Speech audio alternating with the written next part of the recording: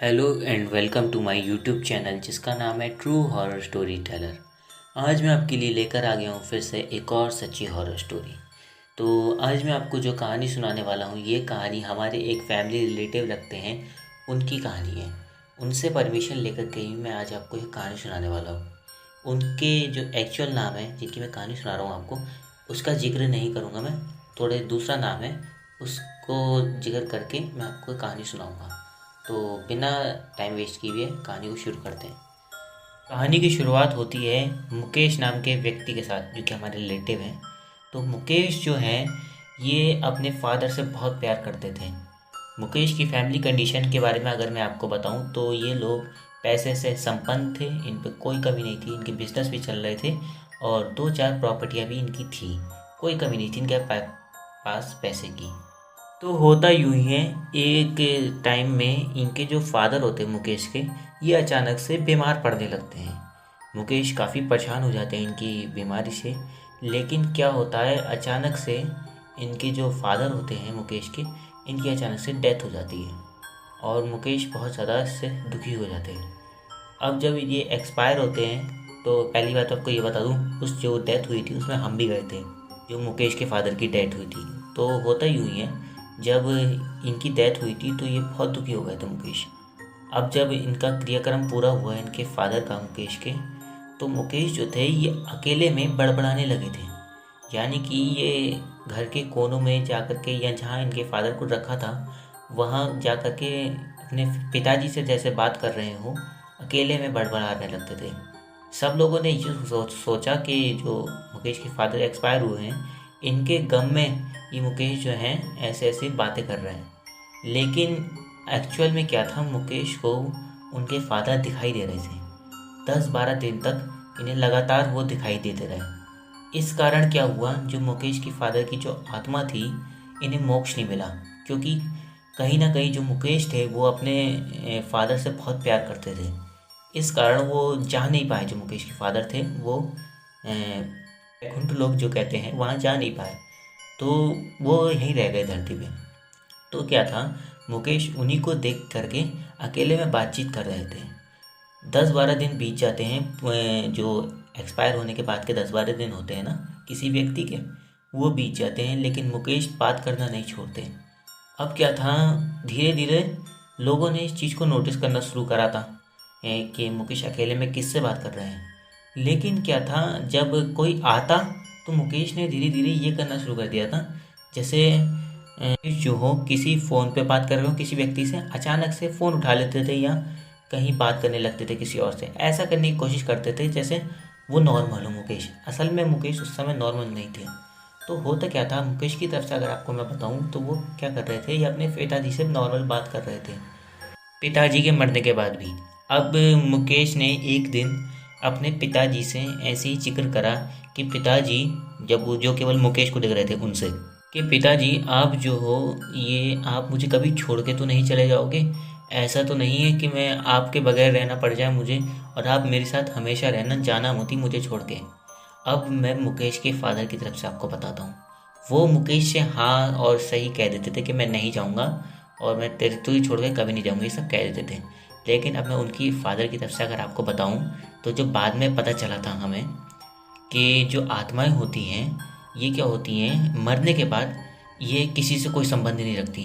बहुत कम ही होता है कि ये अपने बहू बेटों से या अपने रिश्तेदारों में कहीं जुड़ी रहें।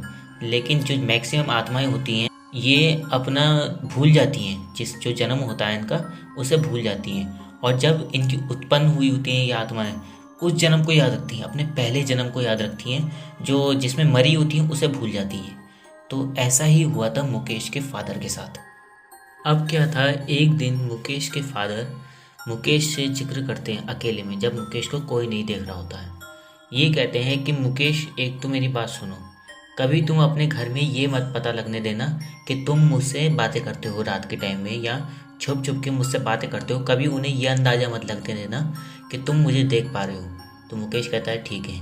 अब क्या था, उसके बाद में मुकेश के जो फादर थे, जो आत्मा थी उनकी, ये मुकेश से कहती है कि बेटा तुम मुझे हमेशा अपने साथ रखना चाहते हो? तो मुकेश कहते हैं हाँ पापा, मैं तो कह ही दिया था आपसे कि मैं आपको हमेशा अपने साथ रखना चाहता हूँ। तो वो जो आत्मा थी वो कहती है मुकेश से कि बेटा तुम्हें क्या करना है, एक अमावस्या आने वाली होती है, उस पर कहते हैं बेटा इस अमावस्या को तुम्हें छत पे जा कर के और एक शराब की बोतल लेके जाना पूरी, उसे छत पे जा कर के हाथ में उठा कर के कहना कि आप हमेशा मेरे साथ रहना, मेरा नाम लेना और कहना आप मेरे साथ साथ रहना हमेशा। इस बात को 3 बार दोहरा देना और बोतल को वहीं रख कर के और नीचे आ जाना। उसके बाद मैं तुम्हारे साथ हमेशा रहूँगा। तो मुकेश कहते हैं अच्छा पापा ऐसा हो जाएगा। तो वो पापा कहते हैं, जो मुकेश के पापा की आत्मा थी वो कहती है हाँ हो जाएगा। तो मुकेश कहते हैं ठीक है मैं ऐसा ही करूँगा। अब क्या था, वो वाली अमावस्या आती है। अब मुकेश जैसा उनके पिताजी ने कहा था ये वैसा ही करते हैं, ये छत पे जा कर के और 3 बार आवाज़ दे देते हैं कि कह देते हैं कि पापा मेरे साथ रहना हमेशा, पापा मेरे साथ रहना, इस तरीके से 3 बार कह देते हैं और उसके बाद में ये नीचे आ जाते हैं। अब क्या था, जब ये नीचे आते हैं तब मुकेश को एकदम से झटका लगता है। उसके बाद में क्या होता है, जो मुकेश के शरीर होता है इसके अंदर जो मुकेश के फादर थे कि जो आत्मा थी वो मुकेश के अंदर प्रवेश कर जाती है। अब ये मुकेश, इसके बाद में मैं आपको बताऊंगा, जब इन्हें होश आएगा तब इन्हें कुछ ध्यान नहीं होगा। मुकेश को उसके बाद में होश नहीं था। अब क्या था, जो मुकेश के फादर थे ये अपने पहले जन्म से ही अटैच थे। तो ये क्या करते हैं, अगले दिन मुकेश का शरीर लोगों को दिखता है कि मुकेश क्या कर रहे हैं। तो ये मुकेश के फादर मुकेश के शरीर को लेकर के अपने जहाँ रहते थे, जो इनके परपोते जहाँ रहते थे वहाँ पहुँचते हैं। तो जाकर देखते हैं कि जो इनके परपोते थे उनकी जो फैमिली थी वो बहुत गरीब है, मतलब कि उन पे खाने तक की परेशानी है, बहुत गरीब है, बहुत परेशान है। तो इस चीज़ को देख के जो मुकेश के फादर की जो आत्मा थी, जो पहला जन्म था उनका, वो जाकर के बहुत दुखी हो जाते हैं। उसके बाद में क्या करते हैं, ये मुकेश के शरीर के द्वारा मुकेश की जो पैसा था, मतलब जो घर में मुकेश का पैसा था जोड़ा हुआ, उससे मदद करने लगते हैं। जहाँ ये जाते हैं मुकेश के फादर की आत्मा जो होती है मुकेश को लेकर के ये मदद करने लगती है उन लोगों की। तो और उन लोगों को ये पूरी तरीके से समझा देते हैं कि ऐसे ऐसे मेरी आत्मा है और ये मेरा बेटा है और मैं इसके शरीर को लेकर के तुम्हारी मदद कर रहा हूँ, मुझे अपना पहला जन्म याद है, मतलब कि पूरी बात ये बता देते हैं उन लोगों को। इस बात को सुन के वो लोग भी कहते हैं ठीक है, मतलब सब मान जाते हैं। अब उन्हें भी ये पैसे से मदद करते हैं तो वैसे ही खुश हो जाते हैं। तो धीरे धीरे करके मुकेश के जो फादर थे ये मुकेश का शरीर यूज़ करके मुकेश का सारा पैसा जो भी इन्हें जोड़ रखा था बैंक में, ये सब उन्हें दे दिए जाते हैं, जो उनका पहला जन्म का परिवार था।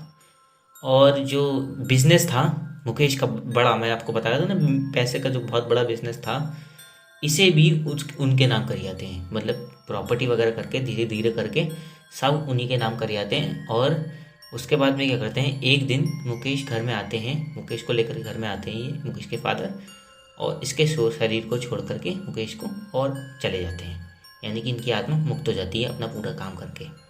अब इसके बाद में मुकेश को होश आता है।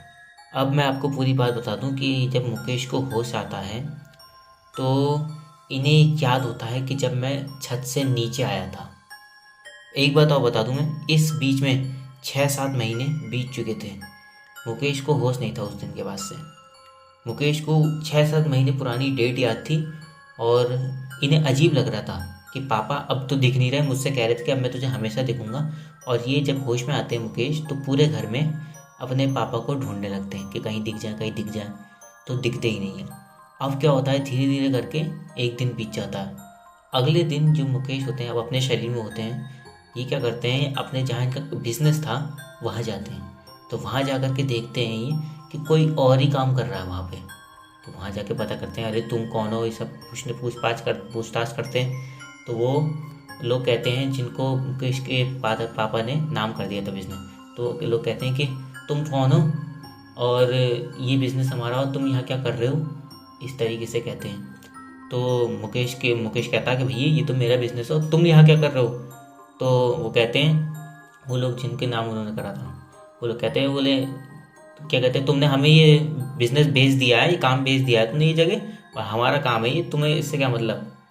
तो क्योंकि जो मुकेश की बात बता दूं मैं आपको, जो मुकेश के फादर थे, जब इन्होंने मुकेश का शरीर ले रखा था तो उन लोगों को मुकेश के फादर ने सब बता दिया था कि इस तारीख के बाद में मेरे शरीर से अगर लेकर के अगर कोई आता है और कहता है कि ये बिज़नेस मेरा है और तुम यहाँ क्या कर रहे हो, तो उसे झुठला देना और उससे कह देना, अरे जो जो बताया तो कह देना कि ये हमारा बिज़नेस है और तुमने हमें बेच दिया है, पूरी बात समझा देते हैं। तो वो लोग वही कर रहे होते हैं जो उनकी आत्मा कह के गई होती है मुकेश के फादर की। अब क्या था, मुकेश उन लोगों से बात करके और घर पे आ जाते हैं। मुकेश को कुछ समझ में नहीं आता कि ये हुआ क्या। ये 6 महीने बाद मैं उठा हूँ और मैं तो छत से उतरा था, केवल मुझे कुछ याद नहीं है, मेरे समझ में नहीं आ रहा इतने समय क्या हुआ। ये इन सबको बौखलाए वैसे मुकेश घर पे आते हैं। घर पे आने के बाद इन सब बातों का जिक्र करते हैं ये अपनी फैमिली में मुकेश। तो मुकेश की फैमिली वाले कहते हैं मुकेश से कि तुम तो रोज़ ऐसे ही जाते थे कहीं काम पे, तुमने तो हमसे बात करना भी कम कर दिया था। मुकेश से कहते हैं मुकेश की फैमिली वाले। तो मुकेश बताता पूरी पूरी बात कि इस बीच क्या हुआ था मेरे साथ। तो वो बताता है कि मुझे ऐसे ऐसे पापा दिखे थे, उन्होंने ऐसे ऐसे मुझसे कहा, तो उसके बाद मुझे होश नहीं है, मेरे साथ क्या हुआ मुझे समझ में नहीं आया। अब ये सब बातें जब हो रही थी और सब पूरी फैमिली वालों ने चेक करा कि पूरी प्रॉपर्टी उनके नाम पहुंच गई है और हमें पता भी नहीं, तो फैमिली वाले भी एकदम से बौखला जाते हैं। अब वो इसी बौखलाहट में क्या करते हैं, फैमिली वाले सब मिलकर सोचते हैं कि बोले क्या करा जाए। ये पंडित जी को पकड़ते हैं कि उनके पास जाए, उनसे पूछे कि हुआ क्या हमारे साथ ये। तो पंडित जी के पास जाते हैं। तो जब ये लोग पंडित जी के पास पहुंचते हैं, मुकेश और उसकी फैमिली वाले उनसे पूछते हैं क्या क्या हुआ। तो पंडित जी कुछ ध्यान लगाते हैं, कुछ पता करते हैं। तो वो पंडित जी एज इट इज़ बात धीरे धीरे करके इन लोगों को सब बता देते हैं कि क्या क्या हुआ तुम लोगों के साथ। ऐसे ऐसे जो उन्होंने ही बताई इन्हें ये बात भी कि पहले जन्म में पहुंच जाती आत्मा और तुम्हारे ज़्यादा लगाव के कारण उनने तुम पर हावी कर दिया और तुम्हारी सारी प्रॉपर्टी दे दी। वो तुम्हारे पिताजी नहीं थे मरने के बाद, तुमने उनसे गलत ज़्यादा अटैचमेंट ली और इसके कारण वो तुम पर हावी हो गए और उन्होंने अपना सारा काम कर लिया। पूरी बात पंडित जी एज इट इज़ इन्हें समझा देते हैं। अब ये बड़े परेशान अपने घर में आ जाते हैं मुकेश और उनकी फैमिली वाले। मुकेश के घर में इसके बाद भी पैसे की परेशानी नहीं थी, क्योंकि मुकेश का एक बड़ा भाई भी था, उसका काम भी अच्छा था, वो पूरा घर चलाने लगता है और इन्हें पैसे की टेंशन नहीं थी। लेकिन कहीं ना कहीं अपना इतना बड़ा बिजनेस चला गया था इनके पास से, दुखी तो थे। तो ये ऐसे ही कुछ दिन अपने घर में बिताने लगते हैं। अब क्या था, इधर जो मुकेश के फादर ने जिनको बेचा था सब काम, और वो लोग जो थे जिन्होंने काम पे वो क्या कहते हैं मुकेश का काम ले लिया था, वो लोग जो थे उनसे काम नहीं संभल रहा था जो बिज़नेस उन्होंने मुकेश से लिया था। क्यों नहीं संभल रहा था? क्योंकि वो लोग कोई बिजनेस माइंडेड तो थे नहीं, जिनके नाम उन्होंने प्रॉपर्टी खरीदी थी मुकेश के फादर ने। वो लोग कोई बिजनेस माइंडेड तो थे नहीं, उन्हें कुछ पता था नहीं कि क्या करा जाता है, कैसे करा जाता है। तो वो परेशान हो गए थे इस चीज़ से और उन्होंने सोचा कि जो मुकेश हैं ये परेशान तो है ही, इन पे काम नहीं है, तो क्यों ना इन्हीं से बात करी जाए। एहसान के तौर पे इन्हें नौकरी पे रख लेंगे मुकेश को, जिनका बिजनेस था एक समय में वो। तो उनसे कहते कि एहसान के तौर पे इन्हें नौकरी पर रख लेंगे और ये हमारा काम भी संभाल लेंगे और हमारा भी काम हो जाएगा, बिजनेस भी चल जाएगा हमारा। तो ये वो लोग यही सोचते हैं। अब ये बात सोचने के बाद उनमें से एक आदमी उठ करके और मुकेश के पास इस चीज़ की बात करने पहुंचता है। अब मुकेश क्या थे, जब मुकेश के पास वो व्यक्ति बात करने पहुंचता है तो मुकेश क्या थे, थोड़े मतलब दिमाग से तेज़ थे। मैं आपको बता दूं, जो हमारे रिलेटिव ही हैं वो थोड़े दिमाग से तेज़ थे। अब वो उनके पास जब ये लेकर के पहुंचता है बिजनेस क्या कहते हैं नौकरी का प्रपोजल, तो मुकेश तुरंत हाँ कर देते हैं, तुरंत कहते हैं हाँ मैं संभाल लूँगा, मैं कर लूँगा। अब मुकेश वहाँ काम पे लग जाते हैं। धीरे धीरे करके मुकेश वहाँ पे काम कर करके और धीरे धीरे अपना एक छोटा सा सेटअप तैयार करते हैं, जो वो बिज़नेस करते थे उसी चीज़ का। अब धीरे धीरे करके अब वो जितने भी उन लोगों पे क्लाइंट थे जिनका काम करने गए थे मुकेश, वो सब जानते तो मेन मुकेश को ही थे, उन लोगों को तो जानते नहीं थे। तो धीरे धीरे करके मुकेश पूरा अपना छोटा सा सेटअप तैयार करके उसे बड़ा कर लेते हैं और जो भी सारे काम थे, जो सब उनका था बिजनेस, उसके जितने भी क्लाइंट थे सबको अपनी तरफ खींच लेते हैं मुकेश और अपना उतना ही बड़ा दोबारा तैयार कर लेते हैं। और जो इनका था बिजनेस, इनको जो है जो घर में पैसे देते थे, मैं आपको समझा दूँ, जो मुकेश इन्हें कहते थे कि ये मुनाफा है, ये क्या करते थे मुकेश इनकी जो प्रॉपर्टी थी उसे गिरवी रख के और इन्हें लोन प्राप्त करवा देते, लोगों के नाम पे इन्हें पैसे दे देते थे और इन्हें लगता था कि हमारे बिजनेस से प्रॉफिट हो रहा है। और इस तरफ मुकेश अपना पूरा क्लाइंट सेटअप करके दूसरा दोबारा अपना बिजनेस तैयार करके और सारे क्लाइंट अपने सेट करके दोबारा अपना बिजनेस तैयार कर लेते हैं। बिल्कुल नॉर्मल। मैं आपको बता रहा हूँ बहुत तेज़ थे हमारे जो ये हैं, ये दिमाग के काफ़ी तेज़ थे। तो ये पूरा अपना सेटअप तैयार कर लेते हैं, और जो वो होते हैं उन्हें लोन के नाम पे 2-4 बार पेमेंट दिलवाते हैं, और उनका पूरी जो प्रॉपर्टी थी उसे गिरवी रखवा देते हैं बैंक पे, और उनके पास कुछ नहीं बचता। उनके पास सब कुछ चला जाता है, और उनके पास जो लोन के पैसे होते हैं बस वही रहते हैं। बाकी सारा सब जो मुकेश होते हैं वो गिरवी रखवा देते हैं, और उन्हें पता भी नहीं चलता, क्योंकि कोई मतलब माइंडेड नहीं थे वो लोग। मैं आपको बता रहा था ना स्टार्टिंग में कहानी के कि वो गरीब थे और उनके पास कोई काम भी नहीं था सही। मतलब कि उन पर बिल्कुल एक तरीके से साफ़ सुथरी भाषा में आप ये कह सकते हो कि बिल्कुल दिमाग नहीं था किसी भी बिज़नेस का। तो मुकेश यही करते हैं, उनका सब गिरवी रखवा करके और अपना बिज़नेस तैयार कर लेते हैं।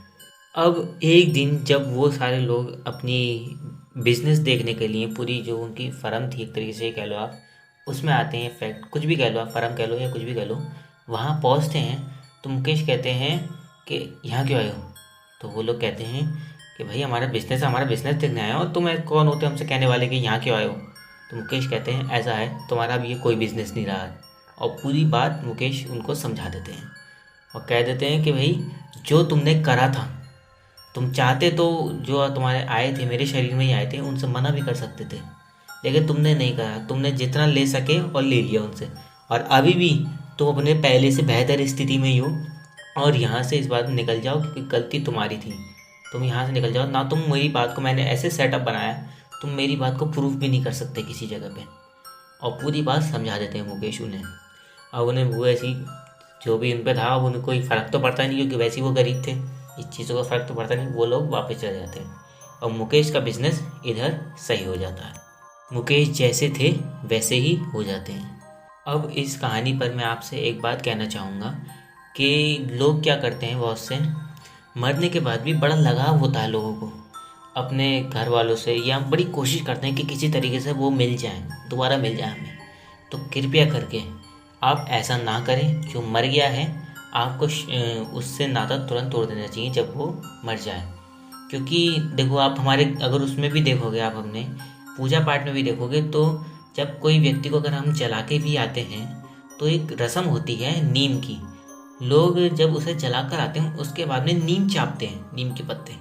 वो क्यों चापते हैं? क्योंकि माना जाता है कि नीम चापने का मतलब ये होता है कि जो मर गया वो हमारे लिए, अब हमारे लिए वो नीम से भी कड़वा हो गया है, हमारा उससे कोई संबंध नहीं है, इसलिए लोग नीम चापते हैं। बहुत सी ऐसे भी होती है कि जब जला देते हैं तो जाते समय ईंट उठा के पीछे को फेंकते हैं, ताकि हमने जिस चीज़ उनसे जो था, जो मर गया, उससे हमारा कोई संबंध नहीं है, उससे सारे रिश्ते नाते हैं हम तोड़ के आ जाए। इसीलिए मैं आपसे ये कहना चाहूँगा कि मरने के बाद किसी से भी कोई संबंध बनाने की कोई कोशिश ना करें। जो मर गया वो गया, बस आपको शरीर से प्यार था, उससे नहीं था। कृपया करके ऐसा ही करें, ठीक है? इस कहानी में आपसे यही कहना चाहूँगा। और एक बात और कहना चाहूँगा मैं आप लोगों से कि बहुत से लोग ऐसे भी होंगे जिन्हें ये कहानी सच नहीं लगी होगी। मैं आपको बता दूं, आपको मैं एक्सप्लेन नहीं कर सकता कि ये कहानी सच है या नहीं है, कोई प्रूफ नहीं दे सकता। बस मैं इतना बता सकता हूँ कि हमारे ये रिलेटिव थे और उन्होंने हमें ये कहानी बताई है, और हमने इस चीज़ को उनके सामने देखा भी है। बहुत सी ऐसी चीज़ें हैं, जब वो अकेले बड़बड़ाते थे तो हमने इस चीज़ को अपनी आंखों से भी देखा उनको। इस प्रूफ पे ही मैं आपको ये कहानी सुना रहा हूँ। बाकी मैं इस चीज़ को कोई एक्सप्लेन नहीं कर सकता। आपको सच मानना है, आप सच मानो, अच्छी बात है। मुझे भी लगेगा कि आप हमारी बात समझ रहे हो, हमारी जो कहानी है इसे रियल मान रहे हो। और अगर नहीं मानते तो भी हमें कोई फ़र्क नहीं पड़ता इस चीज़ से। अब ये सारी बातें तो रही कहानी की।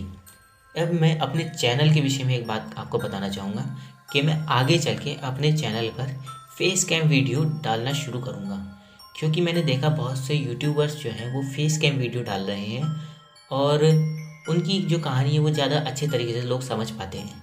इसलिए मैं भी आगे चल के फेस कैम वीडियो डाला करूँगा। अभी थोड़े इंस्ट्रूमेंट नहीं है मुझ पर, इसलिए नहीं डाल रहा हूँ। आगे चल के लेकिन मैं अपने फेस कैम वीडियो डाला करूँगा।